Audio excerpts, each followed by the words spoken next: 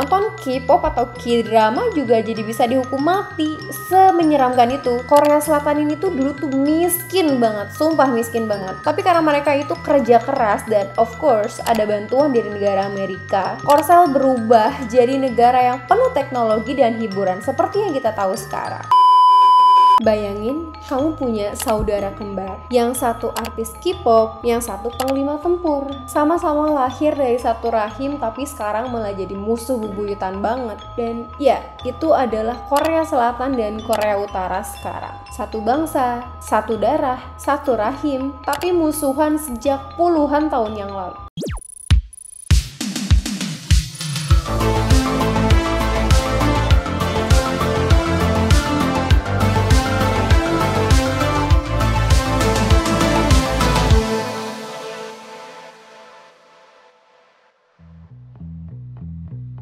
Hai guys, assalamualaikum warahmatullahi wabarakatuh. Apa kabar teman-teman semuanya? Semoga sehat selalu dan jangan lupa buat jaga kesehatan terus ya. Oh iya, aku mau ngingatin buat kalian yang belum subscribe, boleh dong di subscribe dulu karena subscribe itu gratis. Oke, hari ini kita bakal bahas tentang Korea Selatan dan Korea Utara. Kayak kenapa sama-sama Korea, tapi kok jadi dua negara yang berbeda gitu. Nah, sebetulnya guys, kenapa dua negara ini akhirnya terpecah? Ini nggak jauh dari peran dua negara adidaya, yaitu Amerika Serikat dan Rusia yang pada saat itu namanya adalah Uni Soviet. Nah, buat kalian yang penasaran, karena aku juga udah penasaran banget, jadi tanpa berlama-lama lagi, mari kita bahas. Ini dia pembahasannya. Oke guys, jadi sebetulnya Korea itu dulu tuh adalah satu, cuman ada Korea aja. Dulu itu namanya Kekaisaran Joseon, berdiri sekitar lebih dari 500 tahun yang lalu. Sampai akhirnya dijajah oleh Jepang di tahun 1910 sampai 1945. Nih Jepang kayaknya ngeinvasi banyak negara ya, salah satunya negara kita juga nih, Indonesia. Selama Jepang menginvasi Korea, masyarakat Korea tuh bener-bener hidup melarat banget pada saat itu. Orang Korea di sana hidup menderita, bahasa Korea dilarang, budaya mereka ditekan, ibaratnya identitas mereka tuh benar-benar dijadikan hal yang dilarang gitu untuk di negara mereka sendiri padahal. Tapi ketika kota Nagasaki dan Hiroshima pada saat itu dibom dan Jepang dinyatakan kalah di Perang Dunia Kedua, pada saat itu negara-negara yang diinvasi oleh Jepang, Indonesia dan termasuk Korea itu pada akhirnya merdeka. Tapi ternyata meskipun sudah merdeka, justru disinilah nih mulai ada permasalahan yang bikin keduanya terpecah. Jadi guys, ketika Jepang dinyatakan kalah di Perang Dunia Kedua, ketika kota Nagasaki dan Hiroshima dibom oleh sekutu, pada saat itu Korea ini bisa dibilang posisinya ya sudah merdeka, tapi jadi rebutan nih oleh dua negara adidaya terbesar, ya betul, Amerika Serikat dan Rusia yang pada saat itu namanya adalah Uni Soviet. Dua negara ini tiba-tiba datang dan membuat kesepakatan nih pada saat itu. Oke deh, sekarang Korea kita bagi dua dulu, batasnya itu garis 38 derajat lintang utara. Jadi bisa dibilang negara Korea ini dibagi dua sama besarnya. Yang satu, Korea Selatan, ini dikuasai oleh Amerika Serikat, dan Korea Utara ini dikuasai oleh Uni Soviet yang sekarang namanya jadi Rusia. Nah, ketika negara Korea ini dipecah menjadi dua, yaitu Korea Selatan dan Korea Utara yang dikuasai oleh dua negara adidaya terbesar, sudah jelas kedua negara ini juga dipengaruhi oleh paham-paham yang dibawa dari kedua negara adidaya tadi. Seperti yang kita tahu, kalau Amerika Serikat ini menganut paham demokrasi dan sangat kapitalis, dan itu yang terjadi di Korea Selatan. Dan seperti yang kita tahu juga, kalau Uni Soviet ataupun Rusia adalah negara yang memiliki paham komunis, maka itulah yang dibawa ke Korea Utara. Kemudian di tahun 1948, pada akhirnya kedua negara ini memiliki presidennya masing-masing. Korea Utara dipimpin oleh Kim Il-sung dan Korea Selatan dipimpin oleh Syngman Rhee. Koreksi aku kalau salah secara ngomongnya ya. Nah, seharusnya kan bisa dibilang udah oke nih, udah damai. Nih bagian kamu nih Amerika, Uni Soviet udah punya paham masing-masing, udah punya presiden masing-masing, harusnya udah dong, harusnya ya. Tapi ternyata justru dari sini nih permasalahan mulai muncul. Jadi ya guys, seperti yang kita lihat dari sejarah banyak negara, kalau ada dua negara yang dulunya adalah satu negara, ya otomatis konflik-konflik awal mereka itu nggak jauh dari ya perebutan wilayah, kayak yang terjadi di India dan Pakistan pada saat itu. Nah, jadi di Korea ini juga di tahun 1950, Korea Utara ini menyerang Korea Selatan yang tujuannya itu menjadikan Korea itu satu paham, yaitu paham komunis. Makanya pada saat itu Korea Selatan ini meminta bantuan lah kepada negara yang menjadi backingannya nih, yaitu Amerika. Dan pada saat itu Amerika ini memberikan dukungan penuh, mulai dari prajuritnya. Amerika mengirimkan banyak sekali bantuan prajurit dan juga senjata kepada Korea Selatan. Dan kemudian Korea Utara ini dibantu oleh negara yang ternyata bukan backingannya nih guys. Kalau kalian berpikir Korea Selatan dibantu oleh Amerika dan Korea Utara ini dibantu oleh Uni Soviet, kalian itu kurang tepat guys, karena sebenarnya Korea Utara ini backingannya itu adalah China.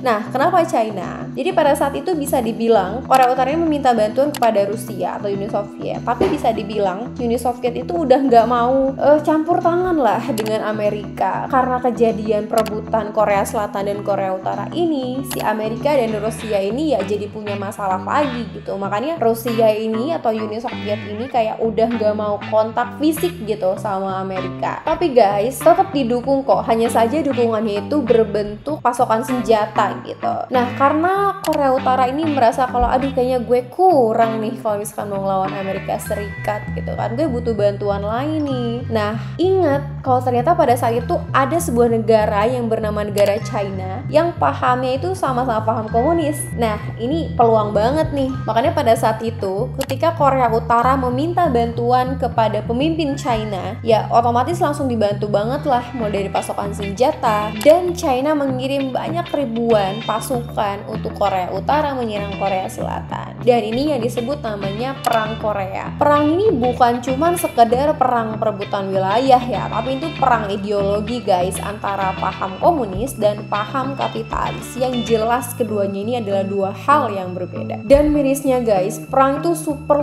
brutal banget. Tapi aku lebih miris karena sebenarnya mereka dulu satu negara gitu, tapi jadi terpecah karena adanya pengaruh dari dua negara besar ini. Terhitung korban yang tewas di kejadian perang Korea itu sekitar 3 juta orang yang didominasi oleh orang sipil, perempuan dan anak-anak. Dan ini miris banget sih, karena bagi aku sebenarnya perang itu tidak menemukan solusi nggak sih, karena korbannya itu jadi banyak orang-orang yang tidak mengerti gitu, orang-orang yang tidak bersalah justru jadi korban. Tapi setelah 3 tahun berperang, akhirnya di tahun 1953 dibuatlah perjanjian gencatan senjata antara Korea Selatan dan Korea Utara. Tapi ini inget ya, ini gencatan senjata loh, bukan perjanjian perdamaian yang dimana gue bisa aja nyerang lo kapan aja. Dan itu terjadi sampai sekarang. Makanya bisa dibilang kedua negara ini nih, meskipun satu ibu gitu ya, satu rahim tuh berselisih terus gitu sampai sekarang. Yang artinya kalau mereka secara teknisnya itu masih bilang baru gencatan senjata, ya sampai sekarang mereka masih gencatan senjata, bukan perdamaian. Itulah kenapa di setiap perbatasan dari kedua negara itu benar-benar dijaga ketat. Aku pernah nonton film Korea, aku lupa namanya ya,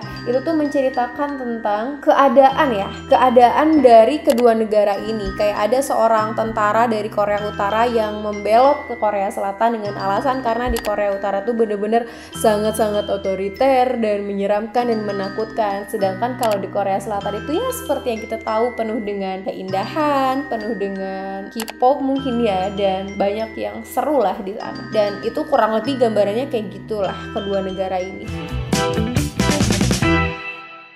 Nah, apa yang terjadi setelah gencatan senjata itu terjadi? Setelah perang, Korea Utara ini jadi negara komunis yang paling totaliter, dipimpin oleh dinasti Kim dari kakek ke cucu. Ya, sampai sekarang masih sama itu turunannya ke Kim Jong Un. Gambaran hidup di Korea Utara, mereka tuh hidup dengan cara yang amat sangat tertutup dan terisolasi dari negara luar. Pertama, warganya itu nggak boleh bebas pakai internet. Kedua, nonton K-pop atau K-drama juga jadi bisa dihukum mati.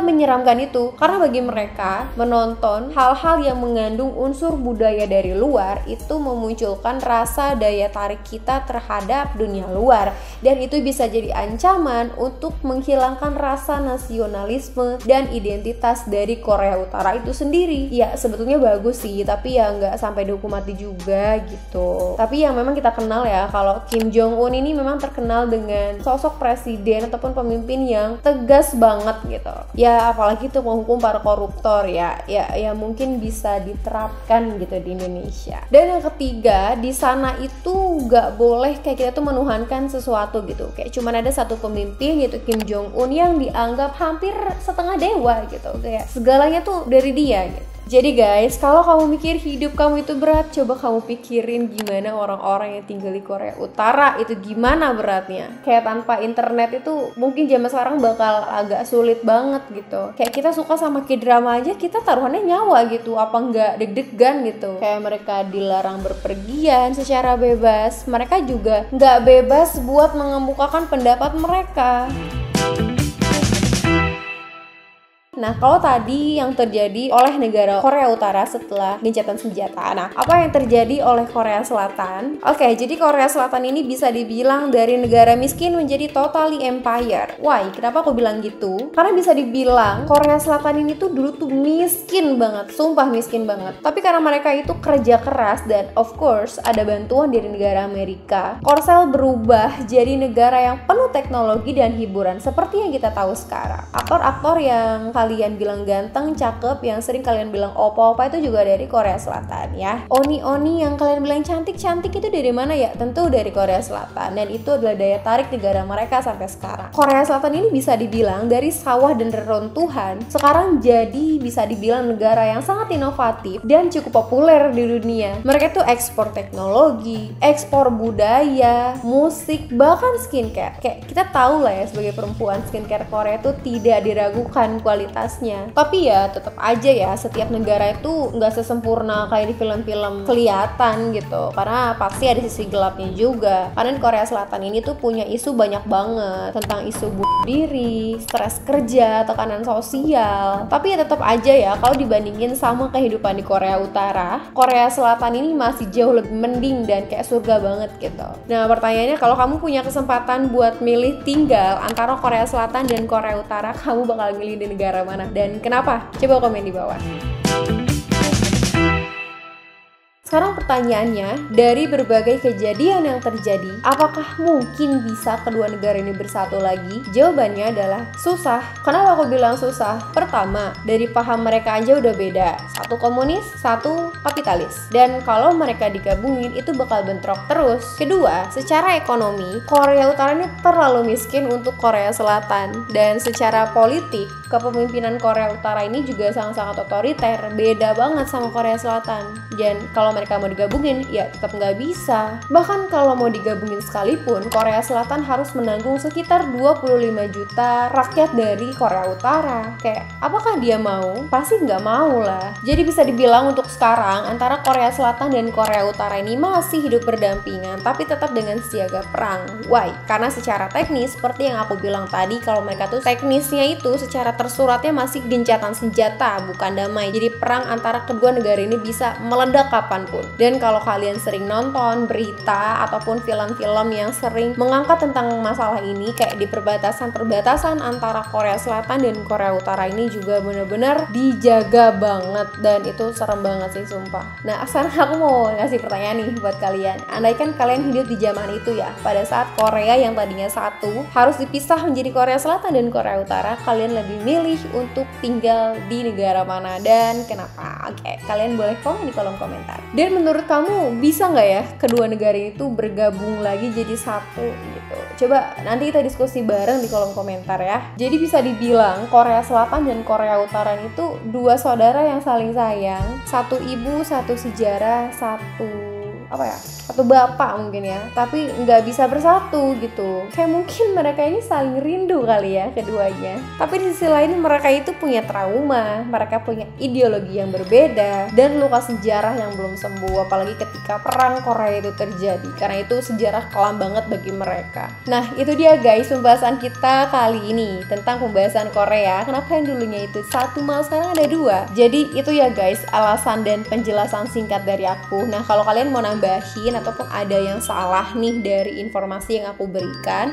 kalian boleh banget komen di bawah. Dan kalau kalian punya pendapat nih tentang masalah ini atau punya sumber lain, kalian juga boleh banget komen di kolom komentar. Oh iya aku mau ingetin lagi nih buat kalian yang belum subscribe, boleh dong di subscribe dulu karena subscribe itu gratis. Nah kalian juga boleh banget share video ini ke teman-teman kamu yang suka banget sama Korea. Jangan sampai cuma suka sama K-pop tapi nggak tahu sama sejarahnya. Dan supaya kalian gak ketinggalan sama video-videoku setiap aku upload dan biar selalu dapat notif dari aku, kalian boleh banget tekan tombol loncengnya. Terima kasih sudah nonton videoku. Semoga kita bisa ketemu lagi di video selanjutnya. See you next video. Wassalamualaikum warahmatullahi wabarakatuh.